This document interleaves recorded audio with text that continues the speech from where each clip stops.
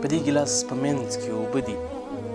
هر شی چې له اندازې زیات شي هغه ضرور خرابۍ رامنځته کوي. دا اوبه دي که دا اوبه لږه کې ډېرې شي د ګیلاس له سر نه را اوړي او لاندې چې کومه ساحه وي ټوله لمدېږي ورسره. دغه د انسان په ژوند کې دغه تشویشونه دغه څومره تکلیفونه چې انسان په ژوند کې دي او بالخصوص تشویشونه چې انسان کوي دا د بدن ته ډېره سخته ضربه رسوي. ګورې که چېرته په یوه ساعت کې د انسان د یوه بدن 12 هډوکي یو ځای مات شي هغه دومره تاوان نه لري. خو که چېرته یو انسان د یوه ساعت لپاره تشویش وکړي دا د انسان لپاره ډېر سخت په ضرر تمامیږي. ولې متاسفانه ډېر داسې ځوانان شته چې هغوی د تشویشونو له امله خپل ځان مړ کړ.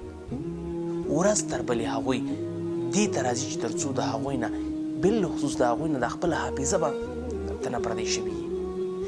تشویشونو دومره خرابه کړي وي چې ان خپل ځان ترې نه پردی وي.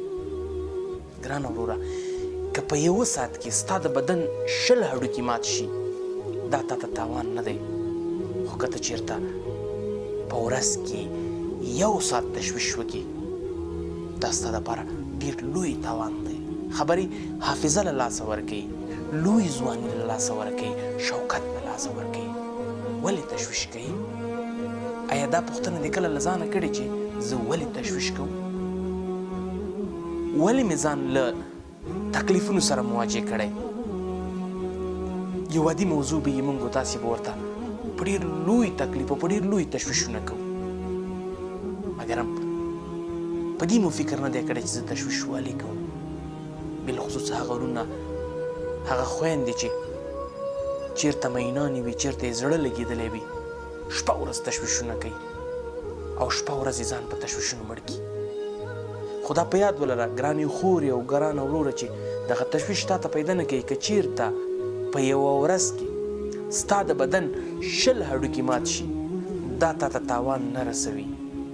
خو که چېرته ته په ورځ کې 1 ساعت تشویش وکړي دا ستا بدن ته ډېره غټ تاوان رسوي او ستا بدن له ډېرو لویو ستونزو سره مواجه کوي.